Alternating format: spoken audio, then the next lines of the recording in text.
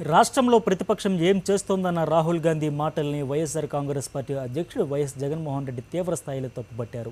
ప్రతిపక్షం చేస్తున్న పనులు చూసే విమానంలో ఆయన ఢిల్లీ నుంచి వచ్చారని విమర్శించారు.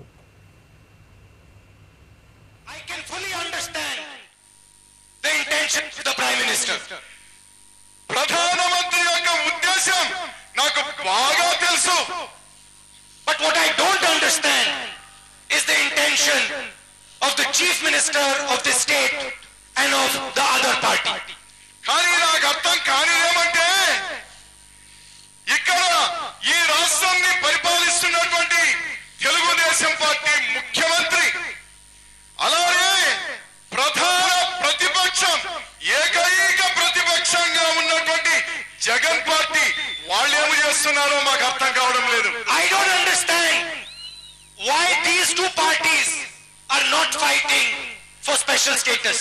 I do not understand why these two parties are not fighting for Polavaram. నాకు అర్థం కావడం లేదు. ఒకరేమో అధికారంలో ఉన్నారు, ఒకరేమో ప్రతిపక్షంలో ఉన్నారు. వీళ్ళకే పట్టరా? పోలవరం అవసరం లేదా? ప్రత్యేక హోదా అవసరం లేదా? ఎందుకు పల్లెత్తి మాట్లాడడం లేదు? ఎందుకు దాని కోసం పోరాటం లేదు? అదే నాకు అర్థం కానటువంటి ప్రశ్నగా నాకు మిగిలిపోయింది. ఇప్పుడు why are they scared to ask for what is due to Andhra? ఎందుకు భయపడుతున్నారు వీళ్ళిద్దరూ? మోడీని ఇస్తావా ప్రత్యేక హోదా, ఆంధ్ర హక్కు ఇస్తావా చస్తావా అని ప్రధానమంత్రిని ఎందుకు ప్రశ్నించడం లేదు వీళ్ళిద్దరూ? Why are they not on the streets of this state asking for special status? Why are they not on the streets of this state asking for Polavaram?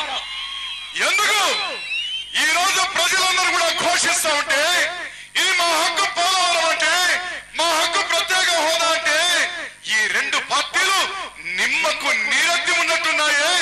ఎందుకు ఈ విధంగా ఉన్నారు? ఏమి రహస్యం? What is it about their past that is making them sell your future? మన ఆంధ్రప్రదేశ్ భవిష్యత్తును మోడీ కాళ్ళ దగ్గర తాకట్టు పెట్టేటువంటి అధికారం ఈ రెండు పార్టీలకు ఎవరిచ్చినారని నేను ప్రశ్నించడానికి ఇక్కడికి రావడం జరిగింది ఆంధ్రప్రదేశ్ కి. రోజు ఇదే రాహుల్ గాంధీ, ఇదే కాంగ్రెస్ పెద్దలు రాష్ట్రాన్ని విడగొట్టండి బాబు అని చెప్పి మొత్తుకొని చెప్తే ఆ రోజు వినలేదు. ఆ రోజు రాష్ట్రాన్ని అడ్డగోలుగా విడగొట్టేశారు. రాష్ట్రానికి నిప్పంటించేది వాళ్ళే. మళ్ళీ ఇవాళ రాష్ట్రానికి వచ్చి అయ్యయ్యో మీకు స్పెషల్ స్టేటస్ రాలేదా, అయ్యయ్యో మీకు పోలవరం జరగడం లేదా, వాటి కోసం నేను పోరాడతాను అని చెప్పి మళ్ళీ ఇవాళ మళ్ళీ నీళ్లు పోసేదానికి ప్రయత్నం మేము చేస్తున్నామా అని నిజంగా వీళ్ళంతా చాలా చాలా పెద్దలు, మనం చాలా చిన్నోళ్ళం. వీళ్ళ దగ్గర నుంచి రాజకీయాలు చాలా చాలా నేర్చుకోవాలి. కానీ సంతోషపడుతున్నా, వీళ్ళ మాదిరి భయానక రాజకీయాలు నేను నేర్చుకోలేదు అన్నదానికి చెప్పడానికి సంతోషపడుతున్నాను మాత్రం ఖచ్చితంగా చెప్తున్నా. ఇదే రాష్ట్రంలో పడతా ఉన్న బాధలకు సంబంధించి విశాఖపట్నంలో ధర్నాలు చేశాం, తణుకులో 2 రోజులు నిరాహార దీక్ష చేశాం, గుంటూరులో మంగళగిరిలో 2 రోజులు నిరాహార దీక్ష చేశాం, కలెక్టరేట్ కార్యాలయాలను ముట్టడించాం, మండల కేంద్రాలను ముట్టడించాం. సంవత్సర కాలంలో ప్రతిరోజు పోరాటాలు చేస్తానే ఉన్నాం. ఏ లెవెల్లో ఈ పోరాటాలు చేస్తా ఉన్నాము అంటే ఇవాళ నేను అనంతపురంలో రైతు భరోసా యాత్ర అని రాష్ట్రంలో జరుగుతా ఉన్న ఆత్మహత్యలు, రైతులు ఏ దుస్థితిలో ఆత్మహత్యలు చేసుకుంటున్నారు, చేనేతలు ఏ దుస్థితికి వచ్చి ఆత్మహత్యలు చేసుకుంటున్నారు అని రాష్ట్రానికే కాదు దేశానికి కూడా చూపించడం కోసం నేను ప్రతి ఇంటికి వెళ్ళి ఆ రైతన్నలను, ఆ చేనేతలను పరామర్శించే కార్యక్రమం చేస్తా ఉన్నా. ఇవాళ 2వ దశలు అయిపోయి 3వ దశకు వచ్చా.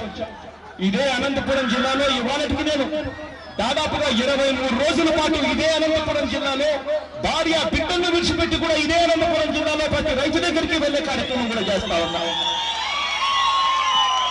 ఇవాళ 23 రోజులుగా దాదాపుగా ప్రతిరోజు ప్రతి దఫా లెక్కేసుకుంటూ గత 4 నెలలుగా నేను ఈ కార్యక్రమం చేస్తా ఉన్నాను. కాబట్టి ఇవాళ రాష్ట్రానికే కాదు దేశానికి కూడా అర్థం మన జిల్లాలో ఎటువంటి పరిస్థితులు ఉన్నాయి అని చెప్పి అందుకే రాహుల్ గాంధీ గారు విమానం వేసుకొని వచ్చి మన జిల్లాకి వాళ్ళు వచ్చాడు. ఈ నాయకుడు చెప్తాడు ప్రతిపక్షం అన్నది రాష్ట్రంలో లేదు అన్నది. ప్రతిపక్షం ఈ మాదిరిగా ఉంది కాబట్టే నువ్వు విమానం వేసుకొని అదే పనిగా మన జిల్లాకు వచ్చావు అన్న సంగతి మీకు అర్థం కావడం లేదు అని చెప్పి తెలుసుకోవాలి. ఇవాళ రాహుల్ గాంధీకి ఒక్కరికే కాదు జ్ఞానోదయం కావాల్సింది, చంద్రబాబు నాయుడు గారికి మరీ ముఖ్యంగా జ్ఞానోదయం కావాలి. అప్పుడే మన రాష్ట్రంలో పడతా ఉన్న పరిస్థితులు, రాష్ట్రంలో మనం పడతా ఉన్న అవస్థలు వాళ్ళకు తెలిసి వాళ్ళలో మార్పు వస్తుంది.